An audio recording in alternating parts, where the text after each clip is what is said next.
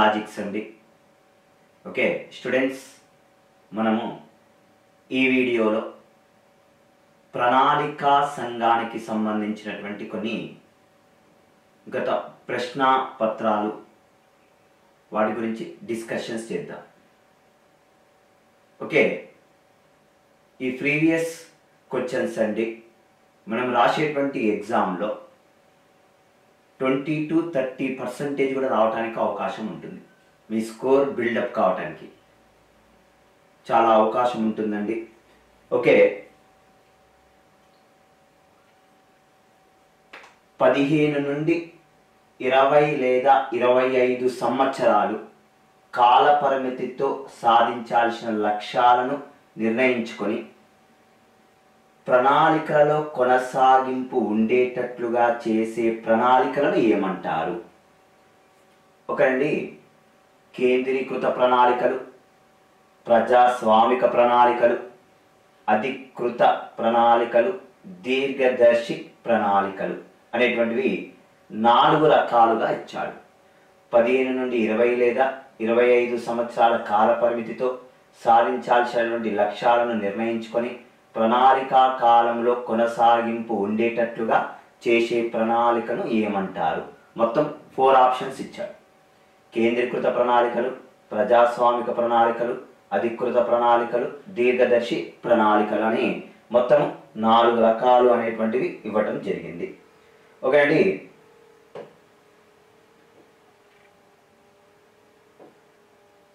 మనకు ఈ ప్రశ్న ఎక్కడి నుంచి ఆన్సర్ వస్తుంది?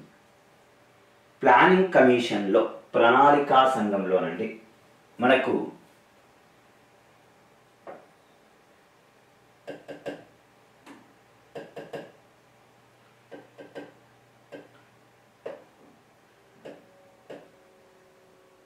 ప్రణాళికలు కాలాన్ని ఆధారం చేసుకొని 3 రకాలుగా ఉంటాయి. Plans are divided into 3 types.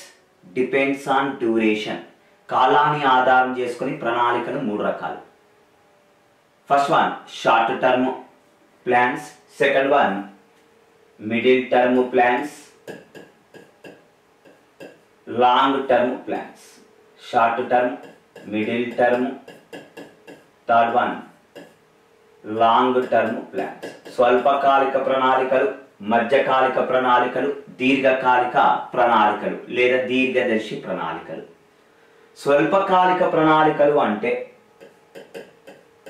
1 లేదా 2 సంవత్సరాలు కొనసాగేటువంటి ప్రణాళికలు, 1 or 2 years ఇంప్లిమెంటేషన్లో ఉండే ప్లాన్స్ షార్ట్ టర్మ్ ప్లాన్స్. 1 లేదా 2 సంవత్సరాలు మాత్రమే అమలులో ఉండేటువంటి ప్రణాళికలు. నెక్స్ట్ వన్ అండి మిడిల్ టర్మ్ ప్లాన్స్, మధ్యకాలిక ప్రణాళికలు. ఇది 4 లేదా 5 లేదా 6 సంవత్సరాల మధ్యలో కొనసాగేటువంటి ప్రణాళికలు. 4 లేదా 5 లేదా 6 సంవత్సరాల మధ్యలో ఉండేటువంటి ప్రణాళికలను చెప్పవచ్చు. నెక్స్ట్ వన్ అండి లాంగ్ టర్మ్ ప్లాన్స్, దీర్ఘకాలిక ప్రణాళికలు. దీర్ఘకాలిక ప్రణాళికలు అంటే ఏంటండి అంటే 10 లేదా 15 లేదా 20 సంవత్సరాల పాటు కొనసాగేటువంటి ప్రణాళికలనే లాంగ్ టర్మ్ ప్లాన్స్ అంటారు, దీర్ఘకాలిక ప్రణాళికలు అంటారు. ఓకేండి, దీనిలో ఆప్షన్ ఏదండి ఆన్సర్? ఓకే స్టూడెంట్స్ అందరు కూడా ఈ పాటికి ఐడెంటిఫికేషన్ చేయొచ్చండి. ఆన్సర్ ఏదండి అంటే 4th one is the correct answer. Okay, ఈ ప్రశ్న మనకు 2016లో గ్రూప్ 2 తెలంగాణ వాళ్ళకి అడిగినటువంటి ప్రశ్న. ఓకే అండి, నెక్స్ట్ వన్ మరో ప్రశ్నలోకి వెళ్ళిపోదాం.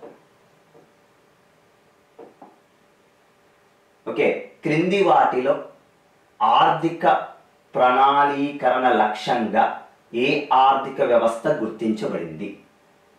పరిమిత ఆర్థిక వ్యవస్థ, మిశ్రమ ఆర్థిక వ్యవస్థ, సామ్యవాద ఆర్థిక వ్యవస్థ, పెట్టుబడిదారి ఆర్థిక వ్యవస్థ. చూడండి, మనకు 4 ఆప్షన్స్ ఇవ్వటం జరిగింది. ఈ 4 ఆప్షన్స్లో ఆన్సర్ ఏదండి అంటే మనకు సామ్యవాద ఆర్థిక వ్యవస్థ అండి. Okay, closed economy, mixed economy, socialist, capitalist economy ఇచ్చాడు. ఓకే, మనకు వరల్డ్లో ప్లాన్స్ను ఇంట్రడ్యూస్ చేసింది ఎవరండి అంటే USSR, union of Soviet socialist republic వాళ్ళు దీన్ని ఫస్ట్ ప్లాన్స్ను ఇంట్రడ్యూస్ చేశారు. ప్రణాళికలను వారు సామ్యవాద ఆర్థిక వ్యవస్థగానే ప్రవేశపెట్టారు. ఇండియాలో కూడా ఫస్ట్ సామ్యవాద ఆర్థిక వ్యవస్థ వలె లక్షణాల వలె ప్రవేశపెట్టారు. కాబట్టి ఏదండి answer 1 is the third one is the correct answer. ఇది కూడా మనకు 2016 గ్రూప్ 2లో అడిగినటువంటి ప్రశ్న అండి. ఓకే, నెక్స్ట్ మరో ప్రశ్నలోకి వెళ్ళిపోదాం. క్రింది వాటిలో హిందూ వృద్ధి రేటుకు సంబంధించినది ఏది? ఒకటి హిందూ వృద్ధి రేటు, హిందూ గ్రోత్ రేట్ అని అడిగాడు. వ్యవసాయ వృద్ధి రేటు, స్థూల దేశీయాభివృద్ధి రేటు, సగటున సాలీనా వృద్ధి రేటు సుమారుగా 3.5% సాధించుట, స్థూల మూలధన కల్పన వృద్ధి రేటు. హిందూ వృద్ధి రేటు అనేటువంటిది ఇక్కడ కొంత డెప్త్గా చెప్పుకున్నట్లయితే హిందూ వృద్ధి రేటును కనుక చూసుకున్నట్లయితే, హిందూ వృద్ధి రేటును కనుక చూసినట్లయితే మనకు 6th ప్లాన్ 6వ పంచవర్ష ప్రణాళికలో హిందూ వృద్ధి రేటు గురించి మొదటిసారిగా వచ్చింది. 6th ప్లాన్లో హిందూ వృద్ధి రేటు, హిందూ గ్రోత్ రేట్ అనేటువంటిది రావటం జరిగింది. హిందూ వృద్ధి రేటు అనేటువంటిది రావటం జరిగింది. హిందూ వృద్ధి రేటు అనేటువంటిది ఏ రకంగా వచ్చింది? హిందూ వృద్ధి రేటు అనేటువంటిది ఎలా వచ్చింది? హిందూ వృద్ధి రేటు అనేటువంటిది మనకు దీని గురించి professor Raj Krishna exam point of view అడిగాడండి. హిందూ వృద్ధి రేటు గురించి వివరించినటువంటి ఆర్థికవేత్త ఎవరు అని ఇచ్చాడండి. హిందూ వృద్ధి రేటు గురించి వివరణ ఇచ్చినటువంటి ఆర్థికవేత్త ప్రొఫెసర్ రాజ్ కృష్ణ అనేటువంటి ఆర్థికవేత్త ఇవ్వటం జరిగింది. ఏంటి ఇతడు ప్రణాళికా సంఘం ఏర్పాటు చేసినప్పుడు అండి ఏమని కామెంట్ చేశాడండి అంటే భారతదేశంలో వృద్ధి రేటు 5% అనేటువంటిది రావటం కష్టం. అలా 5%కి పైగా వృద్ధి రేటు వస్తే ఆ వృద్ధి రేటును హిందూ వృద్ధి రేటుగా పిలవమని చెప్పి ఎవరండి ప్రకటించింది అండి అంటే ప్రొఫెసర్ రాజకృష్ణ. మనకు 6వ పంచవర్ష ప్రణాళికలో 6th ప్లాన్లోనండి హిందూ వృద్ధి రేటును 6th ప్లాన్లో మనకు 6th ప్లాన్ ఇయర్స్ ఎప్పుడండి అంటే 1980 నుండి 85 మధ్య కాలంలో 6వ పంచవర్ష ప్రణాళిక జరిగింది. 6వ పంచవర్ష ప్రణాళిక గ్రోత్ రేటు టార్గెట్ 5.2% పెట్టుకుంటే 5.7% వరకు సాధించారు. ఓకే అండి, అంటే ఇండియన్ ప్లాన్స్లో మొదటిసారిగా 5%కి పైగా వృద్ధి రేటు నమోదు చేసుకున్నాం. ఓకే, ఒకసారి ప్రణాళికలను కనుక చూసుకున్నట్లయితే మనకు ఫస్ట్ ప్లాన్ మొదటి పంచవర్ష ప్రణాళిక అండి. మొదటి పంచవర్ష ప్రణాళిక ఫస్ట్ ప్లాన్ గ్రోత్ రేట్ ఎంత అనుకున్నారండి అంటే 2.6%, 2.6 అనుకుంటే 3.1% వరకు రీచ్ అయ్యారు. నెక్స్ట్ రెండవ పంచవర్ష ప్రణాళిక వృద్ధి రేటు ఎంత అనుకున్నారండి అంటే 4.5% అనుకుంటే 4.1% వరకు రావటం జరిగింది. థర్డ్ ప్లాన్ గ్రోత్ రేట్ మూడవ పంచవర్ష ప్రణాళిక థర్డ్ ప్లాన్ వృద్ధి రేటు ఎంత అనుకున్నారండి అంటే 5.6% కాగా ఎంతవరకు రావటం జరిగిందండి అంటే 2.8%. నెక్స్ట్ ఫోర్త్ ప్లాన్ యొక్క గ్రోత్ రేట్ 5.7 అనుకోగా దీనిలో ఎంతవరకు సాధించారండి అంటే 3.3%. Next fifth 5 years plan growth rate 4.4 పెట్టుకోగా ఎంతవరకు సాధించారండి అంటే 4.8%. నెక్స్ట్ వన్ సిక్స్త్ ప్లాన్ 6వ పంచవర్ష ప్రణాళిక వృద్ధి రేట్ ఎంత అనుకున్నారండి అంటే సిక్స్త్ ప్లాన్ 5.2 అనుకోగా ఎంతవరకు రీచ్ అయ్యారండి అంటే 5.7%. భారతదేశ ప్రణాళికలో మొదటిసారిగా వృద్ధి రేటు 5%కి పైగా నమోదైన ప్రణాళిక ఏదండి అంటే 6వ ప్లాన్. ఇలా వృద్ధి రేటు వస్తే ఆ వృద్ధి రేటుని ఏమనాలండి అంటే హిందూ వృద్ధి రేటు అంటారండి. మనకు 6వ ప్రణాళికలో మొదటిసారిగా నమోదు చేసుకుంది. ఈ వృద్ధి రేటు అనేటువంటిది ఎలా వస్తుంది, గ్రోత్ రేట్ అనేటువంటిది ఎలా వస్తుంది అండి అంటే GDP growth rate. Okay, GDP growth rate అండి. జీడిపిలో వృద్ధి రేటు సంవత్సర కాలంలో 1 ఇయర్లో ఒక సంవత్సర కాలంలో 3.5% పైగా నమోదు కావాలి జీడిపి వృద్ధి రేటు. అదేవిధంగా తలసరి ఆదాయం వృద్ధి rate per capita income growth rate 1.5% పైగా నమోదు కావాలి. ఈ రెండు కలుపుకొని వృద్ధి రేటు 5% పైగా నమోదు కావాలి. మనకు ఆప్షన్స్లో ఇచ్చాడు 4 పాయింట్స్ ఇచ్చాడు. ఇచ్చి మళ్ళీ కింద ఎలా ఇచ్చాడో చూడండి. ఓకే, ఇక్కడ వ్యవసాయ వృద్ధి రేటు, స్థూల దేశీయ వృద్ధి రేటు, సగటున సాలిన వృద్ధి రేటు సుమారుగా 3.5% సాధించడం, స్థూల మూలధన కల్పన. మూలధన అంటే పెట్టుబడి, అసలు పెట్టుబడికి సంబంధించింది కాదు, ఆన్సర్ ఇది కాదు. ఉన్నటువంటి దానిలో first C option is the correct. మనకు సి ఆప్షన్ ఒకటి ఎక్కడుందో చూసుకోండి, ఏబి కాదు. ఓకే, ఇక్కడ డిఏ కాదు, ఇక రెండు ఉన్నాయి, సి మరియు డి. డి అనేది అసలు కాదే కాదు. చూడండి ఒక్కసారి, డి అనేటువంటిది మనకు ఆన్సర్ కాదు. మనకు ఉన్నటువంటి దానిలో ఆన్సర్ ఏదండి అంటే బి మరియు సి అండి. Short cut. ఆ రోజు ఎగ్జామ్ జరిగేటువంటి రోజులో time management is very important. Time management చేస్తేనే మనకు స్కోర్ అనేటువంటిది రావటానికి ఛాయిస్ ఉంది. ఓకే అండి, ఇది ఆన్సర్ ఏదండి అంటే బి మరియు సి, స్థూల దేశీయ వృద్ధి రేటు. ఓకే, దేశీయ వృద్ధి రేటును పెంపొందించాలి. ఓకే, సగటున సాలిన వృద్ధి రేటు 3.5%. ఈ 2 పాయింట్స్ అనేటువంటిది మనకు ఆన్సర్లుగా చెప్పవచ్చండి. ఏదండి answer 1 is the 2 is the second 1 is the correct answer. Second 1 is the correct answer. ఈ ప్రశ్న కూడా మనకు 2016లో గ్రూప్ 2లో అడిగినటువంటి ప్రశ్న అండి. గ్రూప్ 2లో అడిగినటువంటి ప్రశ్న. ఓకే, క్రింది అర్థ శాస్త్రవేత్తలలో ఎవరు అభివృద్ధి చెందుతున్న దేశాల కోసం మొదటగా నిరంతర ప్రణాళికలను బలపరిచారు?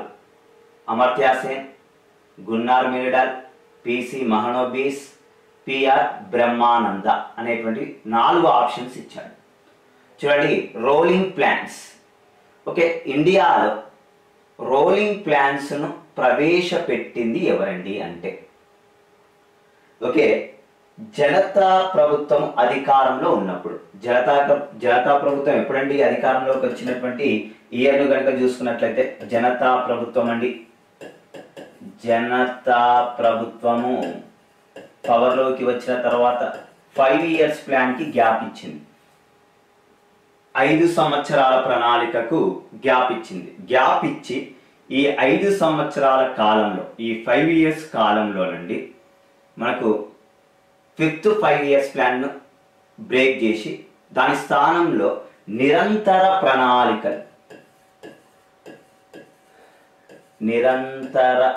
ప్రణాళికలను ప్రవేశపెట్టడం జరిగింది. రోలింగ్ ప్లాన్స్ ఏంటి? మనకు 5 ఇయర్స్ ప్లాన్స్ ఎవ్రీ 5 ఇయర్స్కి ఒకసారి మార్చుకోవటానికి అవకాశం ఉంటుంది. మరి నిరంతర ప్రణాళికలు ఎలా ఉంటాయండి అంటే మారుతున్న కాలానికి అనుకూలంగా ప్రణాళిక లక్ష్యాలు, ప్రణాళిక పెట్టుబడులు మార్చుకోవటానికి అవకాశం ఉన్నటువంటి ప్రణాళికలే ఏం ప్రణాళికలండి అంటే పంచమన నిరంతర ప్రణాళికలుగా చెప్పవచ్చు. మారుతున్న కాలానికి అనుకూలంగా ప్రణాళిక లక్ష్యాలు, ప్రణాళిక పెట్టుబడులు మార్చుకోవటానికి అవకాశం ఉన్నటువంటి ప్రణాళికలను ఏం ప్రణాళికలు అంటారండి అంటే నిరంతర ప్రణాళికలు అంటారు. ఈ నిరంతర ప్రణాళికలను ఎవరండి మొదటగా ప్రవేశపెట్టింది అండి అంటే ప్రపంచంలో గున్నార్ మిర్డల్ అనేటువంటి ఆర్థికవేత్త. ఓకే, మనకి ఇంతకుముందు చాలా సార్లు అడిగారండి. గున్నార్ మిర్డల్ అనేటువంటి ఆర్థికవేత్త రోలింగ్ ప్లాన్స్ ను ప్రవేశపెట్టారు. రోలింగ్ ప్లాన్స్ మన ఇండియాలోనండి 1990 రోలింగ్ ప్లాన్స్ అనేటువంటివి 1978 నుండి 80 మధ్య కాలంలో రోలింగ్ ప్లాన్స్ అనేటువంటివి ఇండియాలో కొనసాగాయి. మరి భారతదేశంలో వాస్తవానికి గున్నార్ మేడార్ స్వీడన్ దేశస్తుడండి. ఇతడు రచించినటువంటి ప్రముఖ గ్రంథము పేరు స్వీడన్ దేశానికి చెందినటువంటి గున్నార్ మేడార్ రచించిన ప్రముఖ గ్రంథము పేరు ఏషియన్ డ్రామా అనేటువంటి బుక్ను రచించాడు.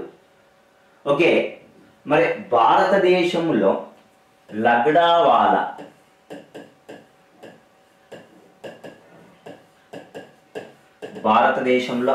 లగ్డావాలా సిఫారసుల మేరకు ఏం ప్రవేశపెట్టడం జరిగిందండి అంటే రోలింగ్ ప్లాన్స్ను ఇంట్రడ్యూస్ చేయటం జరిగింది భారతదేశంలో.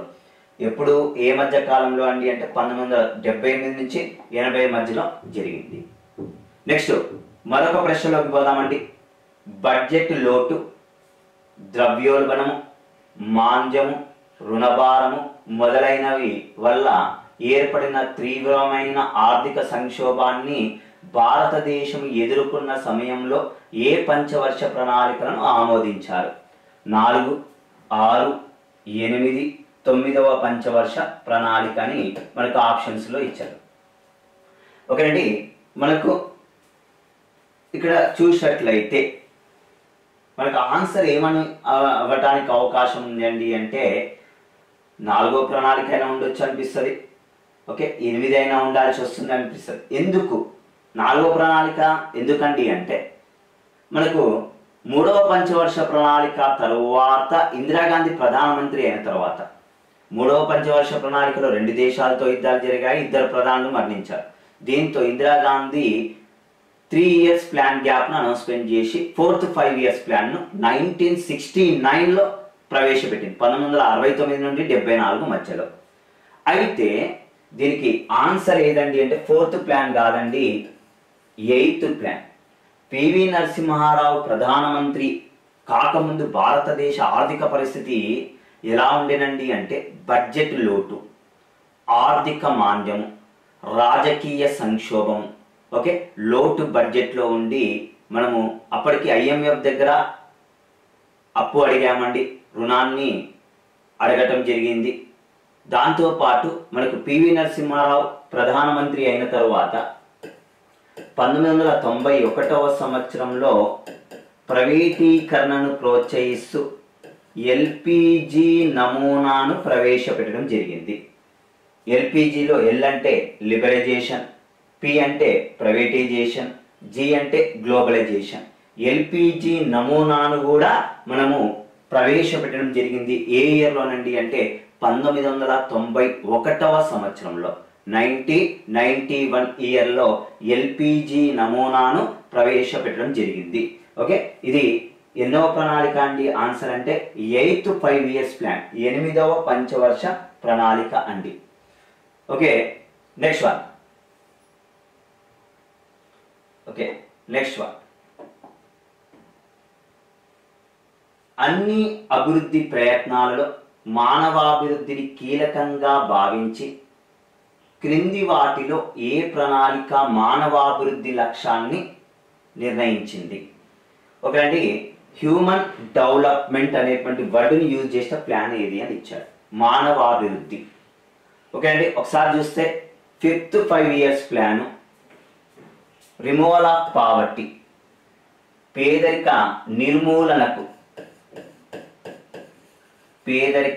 నిర్మూలనకు అధిక ప్రాధాన్యత ఇవ్వడం జరిగింది. పేదరికాన్ని తగ్గించాలి అనేటువంటి లక్ష్యాన్ని పెట్టుకోవడం జరిగింది. అదేవిధంగా ఇక్కడ ఈ ప్రణాళికలో 6వ పంచవర్ష ప్రణాళికలో రిమూవల్ ఆఫ్ అన్ఎంప్లాయ్మెంట్, నిరుద్యోగాన్ని తగ్గించాలి అనేటువంటిది పెట్టుకున్నారు.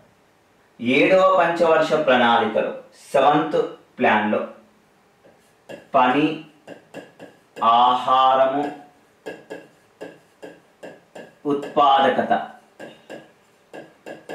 ఉత్పాదకతను పెంచాలి అనేటువంటి లక్ష్యాన్ని పెట్టుకున్నారు. ఓకే, పని, ఆహారము, ఉత్పాదకత అనేటువంటి అంశాలను పెంచాలి అనేటువంటిది పెట్టుకున్నారు. మనకి 8th ప్లాన్లో హ్యూమన్ రిసోర్స్ డెవలప్మెంట్, మానవ వనరుల అభివృద్ధికి ప్రాధాన్యత ఇచ్చారు. గన్ షాట్ ప్రశ్న అండి. 8th 5 years ప్లాన్, 8వ పంచవర్ష ప్రణాళిక అండి answer. 8th 5 years plan is the correct answer. Gun shot ప్రశ్న. ఓకే, నెక్స్ట్ వన్ అండి. ఈ క్రింది వాటిలో ఏ పంచవర్ష ప్రణాళికలో సగటున అత్యధికంగా 8% పైగా వృద్ధి రేటును సాధించడం జరిగింది అనేటువంటిది ఇచ్చాడు. 7th plan, 8th plan, 10th plan, 11th plan. Okay, భారతదేశ ప్రణాళికలలో అది విజయవంతమైందా కాలేదని అడగలేదు. ఏమడిగాడు ప్రశ్న? 8% గ్రోత్ రేట్ ఎప్పుడైనా వచ్చిందా, అది సక్సెస్ఫుల్ అయిందా కాలేదా అనేటువంటిది ఇవ్వలేదు. మనకు 7వ పంచవర్ష ప్రణాళికలో గ్రోత్ రేటు 5% పెట్టుకుంటే 6% వరకు గ్రోత్ రేట్ వచ్చింది. వృద్ధి రేటు 5% పెట్టుకుంటే ఎంతవరకు రీచ్ అయ్యామండి అంటే 6% వచ్చింది.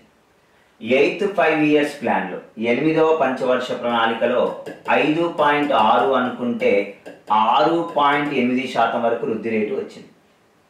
నెక్స్ట్ 10th ప్లాన్, వాస్తవానికి 10th ప్లాన్ మనము ఎంత పర్సెంటేజ్ అనుకున్నారు? 8% అనుకుంటే దాదాపుగా 7.56%, అంటే నియర్లీ మనకు దగ్గరగా 7.6% వచ్చింది.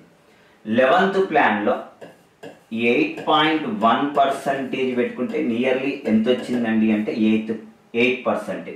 వాస్తవానికి 11th ప్లాన్లో ఫస్ట్ ముసాయిదాలు డ్రాపింగ్లో మన వృద్ధి రేటు 9% అనుకున్నారు, కానీ దాన్ని తగ్గించి 8.1%కు ఫైనలైజ్ చేశారు.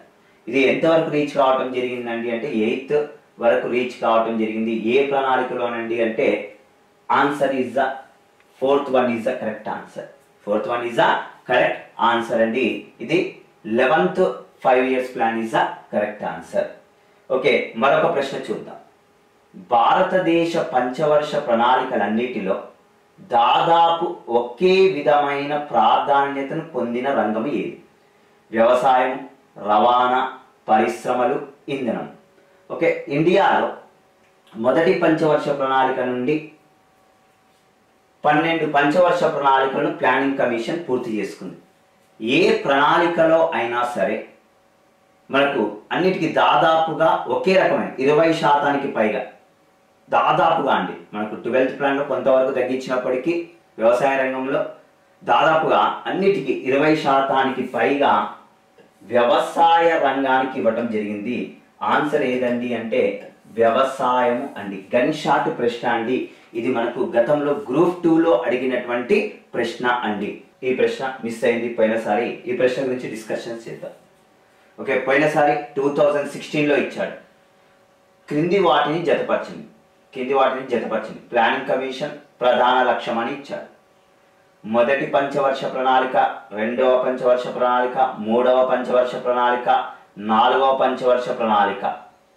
ఒకటి ప్రతి దానికి ఆప్షన్స్ ఇచ్చాడు. చూడండి కింద ABC, BCD, CDAD అని ఇచ్చాడు. ఓకే, మొదటి పంచవర్ష ప్రణాళిక మనకు ఏదండి? ఏ అనేటువంటిది కనుక చూసుకున్నట్లయితే మొదటి పంచవర్ష ప్రణాళిక ఏదండి? Correct answer. సరిపోయినవి పై జతల్లో ఏవి సరిపోయినవిగా ఉన్నాయి. మొదటి పంచవర్ష ప్రణాళిక ఇంపార్టెన్స్ దేనికి ఇచ్చారండి అంటే అగ్రికల్చర్ సెక్టార్కి ఇవ్వటం జరిగింది, వ్యవసాయ రంగానికి ఇవ్వటం జరిగింది ఫస్ట్ ప్లాన్. 2వ పంచవర్ష ప్రణాళికలు భారీ పరిశ్రమలకు ఇంపార్టెన్స్ ఇచ్చారు. 11వ పంచవర్ష ప్రణాళిక సమ్మిళిత వృద్ధి. నెక్స్ట్ 3వ పంచవర్ష ప్రణాళికలో సెల్ఫ్ రిలయన్స్, స్వయం సమృద్ధిని సాధించాలి. ఒకటి ఆన్సర్ ఇక్కడ ఏమి ఇచ్చాడండి అంటే స్థిరత్వంతో కూడిన వృద్ధి అని ఇచ్చాడు. గ్రోత్ విత్ స్టెబిలిటీ అంటే అది ఎన్నో ప్లాన్ అండి అంటే 4th ప్లాన్ అండి. ఇచ్చినటువంటి ఆప్షన్స్లో మనకు వరుసగా ABC, first one is the correct answer. ABC అనేటువంటిది కరెక్ట్ ఆన్సర్గా ఉందండి. ఏదండి answer 1 is the correct answer. Okay, next one అండి. మరొక ప్రశ్న గురించి డిస్కషన్స్ చేద్దాం. 5వ పంచవర్ష ప్రణాళిక సాధించాల్సిన ప్రధాన ఉద్దేశాలు ఏవి? ఫిఫ్త్ 5 ఇయర్స్ ప్లాన్ స్థిరత్వం వృద్ధి, సామాజిక న్యాయంతో కూడిన వృద్ధి, సమానత్వము. నెక్స్ట్ థర్డ్ ఆప్షన్లో సమ్మిళిత వృద్ధి, జీవన ప్రమాణాల పెంపు. ఫోర్త్ ఆప్షన్లో పేదరిక నిర్మూలన, స్వయం సమృద్ధి సాధన. మొత్తం ఎన్ని ఆప్షన్స్ ఇచ్చాడండి అంటే 4 ఆప్షన్స్ ఇచ్చాడు.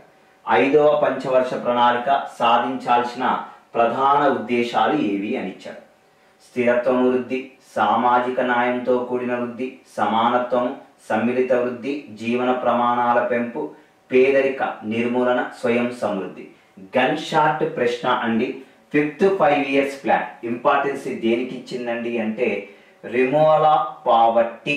ఓకే అండి, fourth one is the correct answer. Okay అండి, fourth one is the correct answer.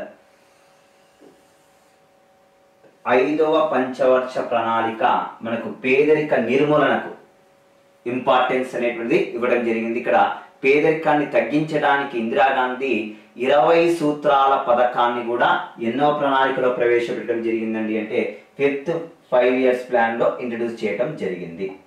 Okay అండి, ఓకే మరో దాన్ని చూద్దాం. బుక్స్ కి సంబంధించింది ఇచ్చారు. ఓకే, ఒకసారి క్రింది వాటిని జతపరచండి. Match the following, list 1 list B. Sarvodaya ప్రణాళిక ఎవరండి రూపొందించింది? సర్వోదయ ప్రణాళికలను థర్డ్ వన్ మన జయప్రకాష్ నారాయణ. సర్వోదయ ప్రణాళికను ఎవరి యొక్క ఉద్దేశాలతో రచించాడండి, ఎవరి యొక్క ప్రిన్సిపల్స్ తీసుకున్నాడండి అంటే ఆచార్య వినోబా భావే యొక్క ఆదర్శాలతోటి ఎవరండి జయప్రకాష్ నారాయణ సర్వోదయ ప్రణాళికను రూపొందించాడు. Third one is the A1 is the answer. Okay, ఇక్కడ చూడండి ఏ థర్డ్ వన్ ఎక్కడుందండి అంటే గన్ షాట్ గా చెప్పొచ్చండి. థర్డ్ వన్ ఈజ్ ద ఒక్క ఆప్షన్స్ లోనే ఉంది. Next one Bombay plan. Bombay plan ఎవరండి రూపొందించింది అండి అంటే 8 మంది పారిశ్రామికవేత్తలు 8 persons పారిశ్రామికవేత్తలు రచించినటువంటి గ్రంథము ఏదండి అంటే బాంబే ప్లాన్ రూపొందించారు. ఓకే, మరి B1 ఈజ్ ద ఫస్ట్ దానికి ఆన్సర్. ఇక్కడ గన్ షాట్ గా కనపడుతుంది. మనము వేరే ఆప్షన్స్ కూడా అంటే టైం సేవ్ చేయడానికి యూజ్ అయ్యేటువంటి ప్రశ్న ఇది. సబ్జెక్ట్ నాలెడ్జ్ ఉంటేనే ఇలాంటి ప్రశ్నలు తొందరగా మనకు ఎలిమినేషన్ చేసేటువంటి ప్రాసెస్ ఉంటుంది. ఓకే అండి, ప్రజా ప్రణాళిక పీపుల్స్ ప్లాన్ ను ఎవరండి రూపొందించిందండి అంటే MN రా. పీపుల్స్ ప్లాన్ అనేటువంటి గ్రంథాన్ని. నెక్స్ట్ గాంధీయన్ ప్లాన్, గాంధీయుత ప్రణాళికను రూపొందించింది ఎవరండి అంటే జయప్రకాష్ మన శ్రీమన్ నారాయణ్ అగర్వాల్ అండి. Answer 1 is the third one is the answer. Okay అండి, ఇది బుక్స్ కు సంబంధించినటువంటి వాటి మీద అడిగాడు. నెక్స్ట్ క్రింది ప్రవచనాలలో సరి అయినది కానిది ఏది అని ఇచ్చాడు. ఇది నీతి ఆయోగ్ కి సంబంధించినటువంటి ప్రశ్న. పార్లమెంటు చట్టము ద్వారా నీతి ఆయోగ్ అనేటువంటి సంస్థ ఏర్పాటు చేయబడింది. క్యాబినెట్ తీర్మానము ద్వారా నీతి ఆయోగ్ సంస్థను ఏర్పాటు చేయడం జరిగింది. నీతి ఆయోగ్ సంస్థ ఉపాధ్యక్షుడు సుమన్ బేరి. నీతి ఆయోగ్ యొక్క సంస్థ అధ్యక్షుడు ప్రధానమంత్రి. సరికానిది ఏది అని ఇచ్చారండి. పార్లమెంటు చట్టము ద్వారా నీతి ఆయోగ్ ఏర్పడిందా? కాదండి. First one is the wrong answer. ఏదండి అంటే కానిది ఏదని ఇచ్చాడు కాబట్టి first one is the correct answer. Okay, నీతి ఆయోగ్ అనేటువంటిది ప్లానింగ్ కమిషన్ స్థానంలో ఏర్పడింది. ప్లానింగ్ కమిషన్ అనేటువంటిది వితౌట్ ఎనీ కాన్స్టిట్యూషన్ బాడీ. ఎక్కడ కూడా ఇండియన్ కాన్స్టిట్యూషన్లో భారత రాజ్యాంగంలో రాయలేదు. పార్లమెంటులో యాక్ట్ కూడా చేయలేదు, చట్టం కూడా చేయలేదు. క్యాబినెట్ తీర్మానం ద్వారా సెంట్రల్ క్యాబినెట్ మినిస్టర్స్ అప్రూవల్ చేయడంతో ప్లానింగ్ కమిషన్ ప్లేస్లో నీతి ఆయోగ్ను ఏర్పాటు చేశారు. నీతి ఆయోగ్ను కూడా ఇన్ ఫ్యూచర్లో తొలగించడానికి అవకాశం ఉంటుంది. ఓకే అండి, మరి నీతి ఆయోగ్కి ఉపాధ్యక్షుడు ఎవరండి అంటే సుమన్ బేరి. ఓకే, నీతి ఆయోగ్ అనేటువంటి సంస్థకు అధ్యక్షుడు ఎవరండి అంటే ఇప్పుడు ప్రజెంట్ ఎవరండి అంటే ప్రధానమంత్రి. ఇక్కడ ప్రధానమంత్రి నామమాత్రంగా ఉంటే వాస్తవ అధికారాలు ఎవరికి ఉంటాయండి అంటే సుమన్ బేరీకి ఉంటాయండి. ఓకే, క్రింది వానిలో ఏది తప్పు? మొదటి పంచవర్ష ప్రణాళిక కాలం, ఓకే, ఇయర్స్ బేస్ చేసుకుని ఇచ్చాడండి. ఫస్ట్ ఇయర్స్ ప్లాన్ 1951 to 56 ఇచ్చాడు. సెకండ్ 5 ఇయర్స్ ప్లాన్ 1966-71 ఇచ్చాడు. సిక్స్త్ 5 ఇయర్స్ ప్లాన్ 1980-85 ఇచ్చాడు. ఫోర్త్ 5 ఇయర్స్ ప్లాన్ 2002 నుండి, 10th 5 ఇయర్స్ ప్లాన్ మనకు 2002 నుండి 7 అనేటువంటిది ఇవ్వడం జరిగిందండి. ఓకే, ఇందులో ఏదండి అంటే second one is the wrong option. ఇక్కడ కనుక చూసుకున్నట్లయితే థర్డ్ 5 ఇయర్స్ ప్లాన్, ఇక్కడ కనుక చూస్తే థర్డ్ 5 ఇయర్స్ ప్లాన్ ఇయర్స్ ఎప్పుడండి అంటే థర్డ్ 5 ఇయర్స్ ప్లాన్ మూడవ పంచవర్ష ప్రణాళిక ఇయర్స్ ఎప్పుడండి 1961 నుండి 1961 నుండి ఏ మధ్య కాలంలో ఉందండి అంటే 66 మధ్యలో ఉంది. అంటే ఇక్కడ second one is wrong option గా చెప్పవచ్చు. ఓకే అండి, నెక్స్ట్ మరొక ప్రశ్నలోకి వెళ్దాం. ఆర్థిక మరియు సామాజిక ప్రణాళిక అధికారాలు ఏ జాబితాలో పొందుపరచడం జరిగింది? కేంద్ర జాబితా, రాష్ట్ర జాబితా, ఉమ్మడి జాబితా, అవశిష్ట అధికారాలు. ఓకే, కేంద్ర జాబితా, రాష్ట్ర జాబితా, ఉమ్మడి జాబితా, అవశిష్ట అధికారాలు అని మొత్తము మనకు 4 ఆప్షన్స్ ఇచ్చారు. ఓకే, ఇందులో కేంద్ర జాబితా, రాష్ట్ర జాబితా, ఉమ్మడి జాబితా, అవశిష్ట అధికారాలు. ప్రణాళికా సంఘం అండి, ఇక్కడ డెప్త్గా చెప్పుకుంటే ప్లానింగ్ కమిషన్ ప్లాన్స్ ను ప్రిపేర్ చేస్తుంది. ఆ ప్లాన్స్ ను ఫైనల్ గా ఆమోదించేది ఎవరండి అంటే ఎన్డీసీ. ప్రణాళికా సంఘం, పీసీ అంటే ప్లానింగ్ కమిషన్ అండి. ప్రణాళికా సంఘం ఏం రూపొందించిందండి అంటే ప్రణాళికలను రూపొందించింది. ఆ ప్రణాళికలను చివరికి ఆమోదం తెలిపేది ఎవరండి అంటే ఎన్డీసీ. ఎన్డీసీ తిరిగి ఆ ప్రణాళికలను ఆమోదం తెలిపిన తర్వాత తిరిగి అమలు చేయడం కోసము ప్లానింగ్ కమిషన్కి పంపిస్తుంది. అయితే భారతదేశ ప్రణాళికా సంఘము కేంద్రీకృతన వికేంద్రీకృత ప్రణాళికా సంఘం అండి అంటే డీసెంట్రలైజ్డ్ ప్లానింగ్ బోర్డ్ అండి. వికేంద్రీకృత ప్రణాళికా సంఘం,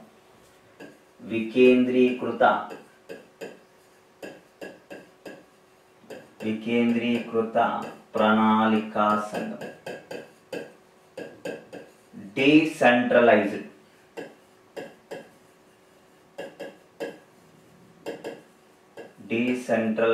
ప్లానింగ్ కమిషన్. వికేంద్రీకృత ప్రణాళికా సంఘం అని అంటారు. వికేంద్రీకృత ప్రణాళికా సంఘము అంటే ఏంటండి, ఇక్కడ అధికారాలన్నీ ఒకరి చేతుల్లో ఉండవు, స్టెప్ బై ఉంటాయి. మనకు రాజకీయంగా చూడండి, గ్రామాలలో సర్పంచ్లు ఉంటారు, తర్వాత ఎంపీటీసీలు, ఆ పైన జెడ్పీటీసీలు, ఆ తర్వాత ఎమ్మెల్యే, ఆ తర్వాత ముఖ్యమంత్రి, ఆ తర్వాత గవర్నర్. ఎవరి అధికారాలు ఒకరికి ఉంటాయి. అన్ని అధికారాలు ఒక్కరి హ్యాండ్ ఓవర్లో ఉంటే సెంట్రలైజ్డ్ అంటారు, కేంద్రీకృతం అంటారు. ఇలా అధికారాలు డిస్ట్రిబ్యూషన్స్ చేస్తే దాన్ని వికేంద్రీకృత ప్రణాళికలు అంటారండి. మరి భారతదేశంలో ప్రణాళికలు అనేటువంటివి వికేంద్రీకృత ప్రణాళికలు అని చెప్పవచ్చు. ఓకే, డీసెంట్రలైజ్డ్ అని చెప్పవచ్చు అండి. ఇక్కడ ప్లానింగ్ కమిషన్ అండి రాష్ట్ర ప్రణాళికా సంఘానికి అమలు చేయమని, రాష్ట్ర ప్రణాళికా సంఘానికి ప్రణాళికలు పంపించేస్తుంది. ఏ రాష్ట్రానికి సంబంధించిన ఆ రాష్ట్రానికి, తెలంగాణ వాళ్ళకు తెలంగాణ, ఏపీ వాళ్ళకి ఏపీ, మహారాష్ట్ర వాళ్ళకు మహారాష్ట్ర. రాష్ట్ర ప్రణాళికా సంఘం నుండి జిల్లా ప్రణాళికా సంఘానికి ప్రణాళికలు వెళ్ళిపోతాయి. జిల్లా ప్రణాళికా సంఘము అంటే ఏంటండి, రాష్ట్ర ప్రణాళికా సంఘం నుండి జిల్లా ప్రణాళికా సంఘానికి కూడా ప్రణాళికలు అనేటువంటివి వెళ్ళిపోతాయి. అంటే ఇక్కడ ప్రణాళికలు అనేటువంటివి ఒక్కరు అమలు చేయటం లేదు. కేంద్ర ప్రణాళికా సంఘం నుంచి రాష్ట్ర ప్రణాళిక నుండి జిల్లా ప్రణాళికా సంఘం, అంటే స్టెప్ బై స్టెప్ వెళ్ళిపోతాయి. అలా కాకుండా ఒక్కరి చేతుల్లో ఉంటే దాన్ని సెంట్రలైజ్డ్ అనేది. అలా అధికారాలు డిస్ట్రిబ్యూషన్ చేయడం వల్ల వికేంద్రీకృతము అన్నాము. ఇది ఏ జాబితాలో ఉంటుందండి చూడండి, కేంద్రం వచ్చింది, రాష్ట్రము వచ్చింది, కాబట్టి కాంకరెంట్ లిస్ట్ ఉమ్మడి జాబితాలో ఉంది. ప్లానింగ్ కమిషన్ అనేటువంటిది ఏ జాబితా కింద ఉందండి అంటే ఉమ్మడి జాబితాలో ఉంది. ఉమ్మడి జాబితాలో ఉందండి మనకు ప్లానింగ్ కమిషన్. ఓకే,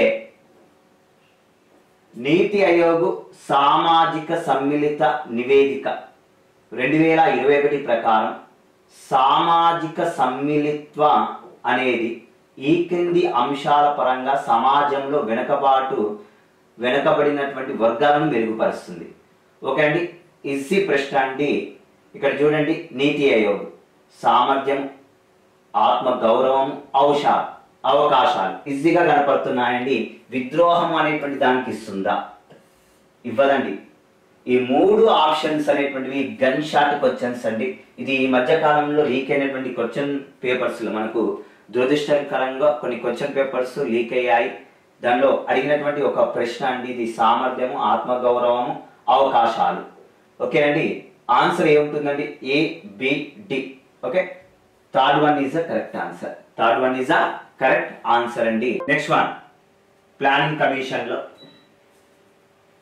నీతి ఆయోగ్ సంబంధించినటువంటి ఒక ప్రశ్న చూద్దాం. ఇది కూడా ఈ మధ్య కాలంలోనే అడిగాడండి. 2023లో నీతి ఆయోగ్ సామాజిక సమ్మిళిత నివేదిక 2021 సోషల్ ఇంక్లూజివ్ రిపోర్ట్ 2021 ప్రకారము క్రింది రాష్ట్రాల్లో ఏది మెరుగైన ఆరోగ్య ఫలితాలను సాధించడంలో గణనీయమైన ప్రగతిని సాధించి ఇతర రాష్ట్రాలతో పోలిస్తే సామాజిక సమూహాలతో ఆరోగ్య సంరక్షణలో తక్కువ అసమానతలను కలిగి ఉంది? ఇది గన్ షాట్ ఆన్సర్ అండి. బీహార్, ఉత్తరప్రదేశ్, కేరళ, తెలంగాణ అని ఇచ్చాడు. ఒకటి, హెల్త్ ఇండెక్స్ లో మొదటి స్థానంలో ఉన్నటువంటి రాష్ట్రం ఏదండి అంటే Kerala. First one is Kerala అండి. సెకండ్ తమిళనాడు వస్తే థర్డ్ ఎవరు వచ్చారండి అంటే తెలంగాణ థర్డ్ ప్లేస్ లో ఉందండి. ఫోర్త్ ప్లేస్ ఏపీ అనేటువంటిది ఉంది. ఆన్సర్ ఏదండి అంటే third one is the correct answer. ఇది గన్ షాట్ ప్రశ్న అడిగాడండి. మరొక ప్రశ్న చూద్దాం.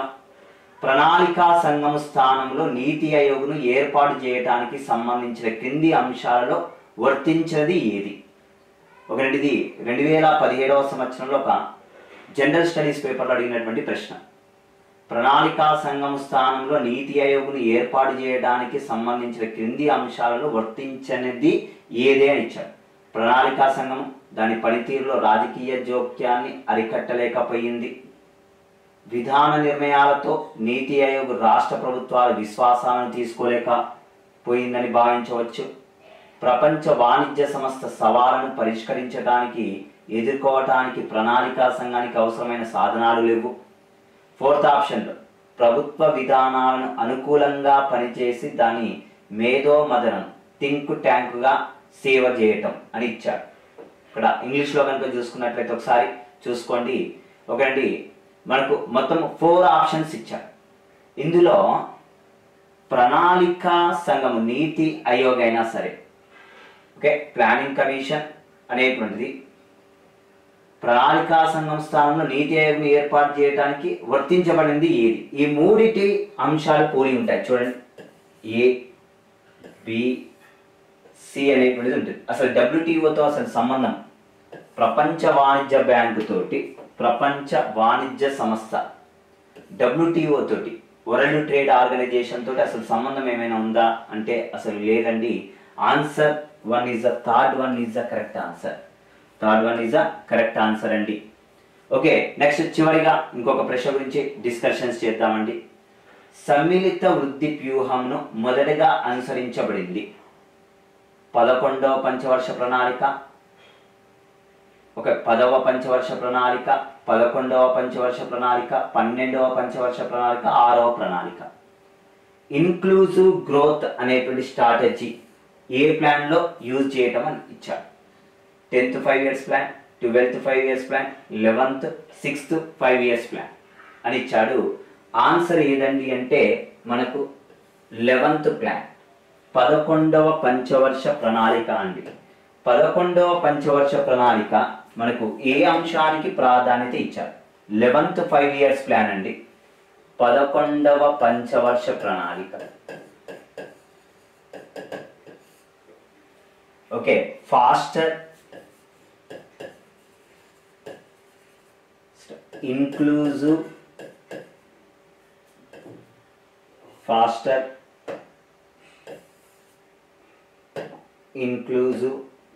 గ్రోత్ అనేటువంటి అంశానికి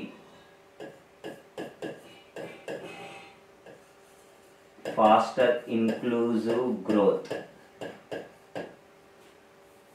ఓకే, వేగవంతమైన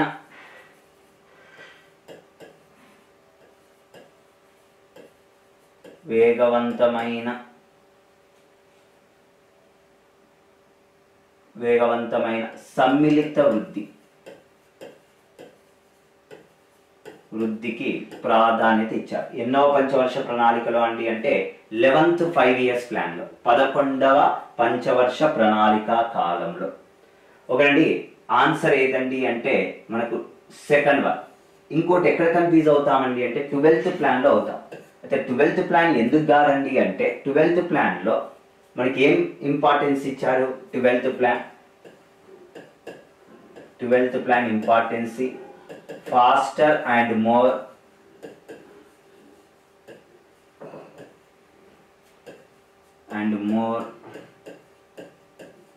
sustainable inclusive growth.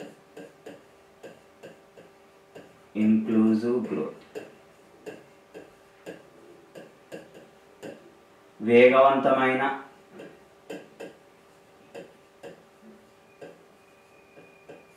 మరింత కొనసాగించగలిగే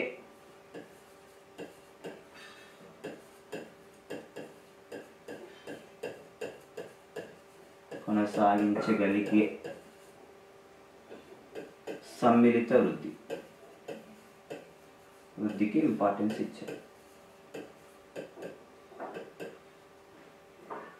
ఓకే, వేగవంతమైన మరింత కొనసాగించగలిగే సమ్మిళిత వృద్ధి, faster and more sustainable inclusive growth. వేగవంతమైన మరింత కొనసాగించగలిగే సమ్మిళిత వృద్ధికి ప్రాధాన్యత ఇచ్చారు. ఎన్నవ పంచవర్ష ప్రణాళికలో అండి అంటే 12th 5 years ప్లాన్లో, 12వ పంచవర్ష ప్రణాళికలో. అయితే ఇక్కడ మనకు అడిగింది ఏదండి? మొదటిసారి అని ఇచ్చారు. ఫస్ట్ టైం మొదటిసారి దేనికి అండి అంటే అనౌన్స్మెంట్ చేయబడింది ఇంక్లూజివ్ అనే పదాన్ని, సమ్మిళిత్వము అనేటువంటి పదాన్ని మొదటిసారిగా మన 12వ ప్రణాళికలో కూడా యూజ్ చేశాడు. కానీ మొదటిసారిగా ఎప్పుడు యూజ్ చేశాడండి అంటే 11th 5 years ప్లాన్లోనండి. Answer second one is the correct answer. ఓకేనండి.